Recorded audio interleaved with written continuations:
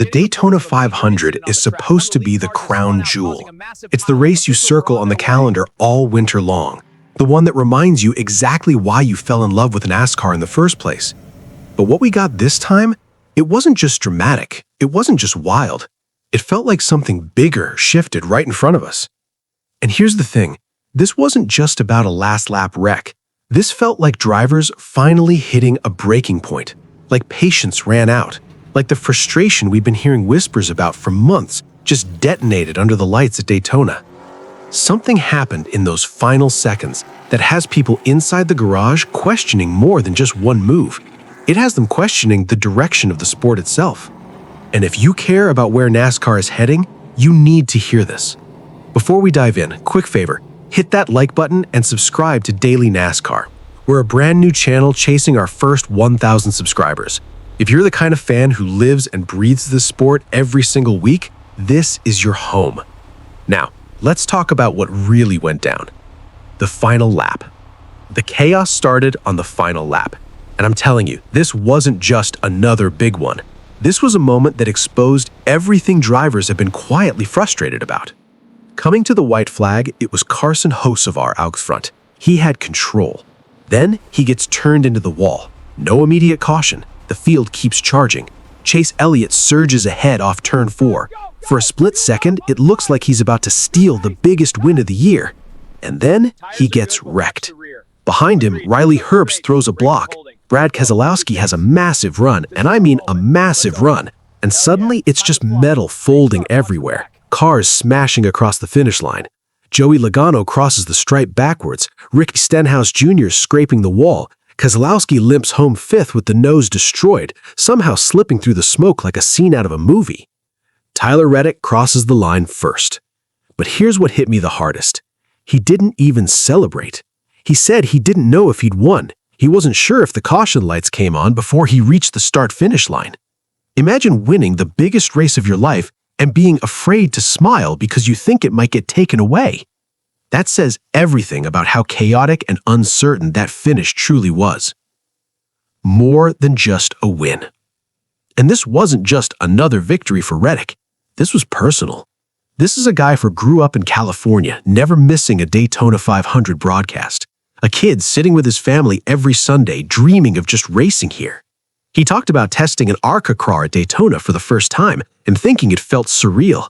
Fast forward, he's a Cup Series driver racing for Michael Jordan with expectations to win every single year. He admitted last season was tough. No wins, a drought, looking in the mirror as a team, fighting pressure, fighting doubt.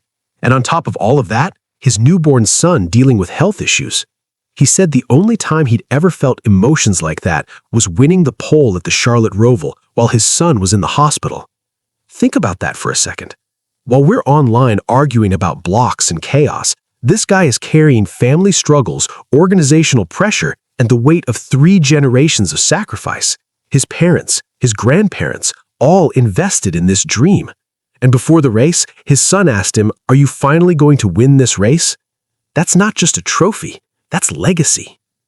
But here's where this story turns into something much bigger than one emotional victory. Because the anger inside that garage, it was real.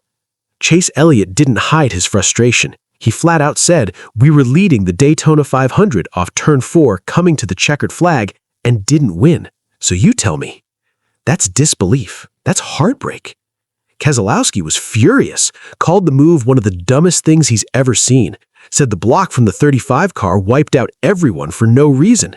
He believed he had the run to possibly win, or at the very least challenge, and it was taken away by what he saw as a desperate, unnecessary move. Herbst defended himself, said he chose his lane, got pushed, and was just trying to win the race. And even Reddick said he doesn't win that race without Herbst, that Herbst did everything right for himself in that moment. So who's right? That's where this becomes a sport-wide conversation.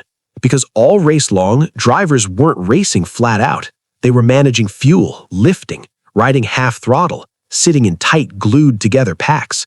And that's where the next-gen car enters the discussion. The current package has made superspeedway racing almost too equal. Equal drag, equal horsepower, equal speed. The cars are so planted the drivers barely have to lift in the corners. And when nobody lifts, the field stays stacked, 3 wide, 4 wide, inches apart. Passing doesn't come from raw driving anymore. It comes from pit strategy, from saving fuel, from timing chaos. Even race-winning team owner Denny Hamlin said it plainly. They might need to increase speeds and make handling matter again.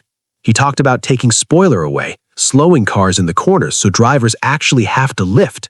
More lifting means more separation. More separation means more skill, more risk, less pack dependency. He even floated the idea of bringing the Clash back to Daytona and letting drivers experiment with a package that eliminates fuel saving completely. Just hang on and drive. That's a huge statement, because right now the feeling inside the garage is that drivers are trapped. They can't separate. They can't create runs without help. You need pushes. You need teammates. You need someone else to move first. Zane Smith even said it. The help wasn't there. That's Daytona now. If the help isn't there, your run dies. The crossroads. And when the biggest race of the year ends with half the top 5 crashing across the finish line, when drivers are openly calling moves stupid, when the winner doesn't even know he won, that's not just Daytona madness. That's a warning.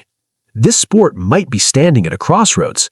Do you accept this as the new normal? Chaotic pack racing? Fuel-saving chess matches that explode on the last lap? Or do you change the car, risk something different, and bring back handling, separation, and individual skill?